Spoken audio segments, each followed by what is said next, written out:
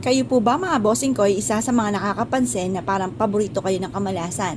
Na kayo po ay napakasipag naman na tao pero parang sa walat wala ang inyong pagkayod mga bossing, parang hirap at hirap pa rin. Ako po may share sa inyo po mga bossing ko na mainam na subukan nyo po itong gawin. Proven po ito mga bossing. Basta kapag ginawa nyo po ito, kayo po ay may positibong pananaw sa buhay. Baka naman po kasi gumagawa kayo ng mga pampaswerte. Tapos nasa isipan nyo na malas po kayo, malas nga po ang mga magaganap. Ngayon po mga bossing, kung kayo po'y naniniwala at nais po itong gawin, lumarga po kayo. I-mindset nyo po na kayo magiging matagumpay at lahat ng mga pangarap po ninyo ay matutupad. Ito po isa sa mga subok na napakaswerte basta't may 100% kang paniniwala sa mga ganitong mga pamamaraan. Ngayon po, ito pong ating asin ay isa sa mga makakatulong upang sa ganon makleansing ang ating kapaligiran.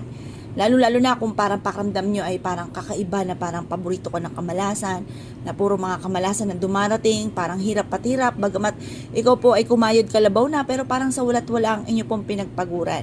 Mainam na subukan nyo po ito, proven po ito na napakaswerte. Basta't may 100% kang paniniwala sa mga gatong mga pamamaraan. I-mindset nyo na kayo magiging matagumpay at lahat ng mga pangarap po ninyo ay matutupad. Ngayon po mga bossing, etong dalawang sangkap na ito, humarap ka sa may silangan na hawak po ito.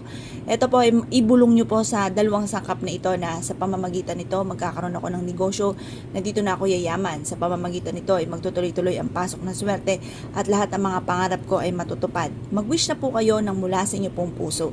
Ngayon po mga bossing, pagtapos na po kayong mag-wish ay mainam na ilagay nyo po ito sa isang baso at pagkatapos ito po ay hayaan nyo mabilad hanggang alas 8 ng umaga. Makalipas ang alas 8 ng umaga ay kunin nyo po ito. At pagkatapos ay ilagay sa likod ng pintuan ng inyo pong main door or kaya sa ilalim ng inyo pong higaan. Basta ang ating asin ay natunaw, ibig sabihin marami mga negatibo na nahigo po yan. Kaya wag nyo nang panghinayangan pang asin na yan, hugasan nyo ang ating pong barya.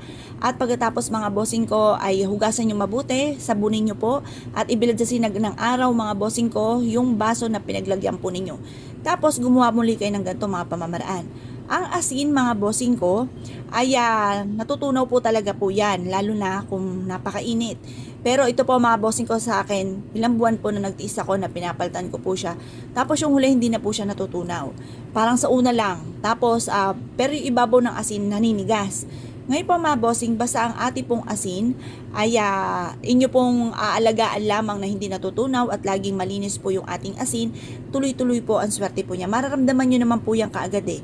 Kung kayo po mga bossing ko ay laging minamalas, tapos kahit konting patikim lang ng swerte mga bossing, mararanasan nyo po kaagad, mararamdaman nyo na sinuswerte na po kayo.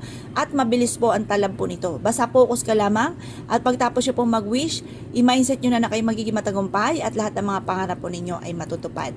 Kung naniniwala po kayo at nais nyo po itong gawin, huwag na po kayo magpatumpik-tumpik pa.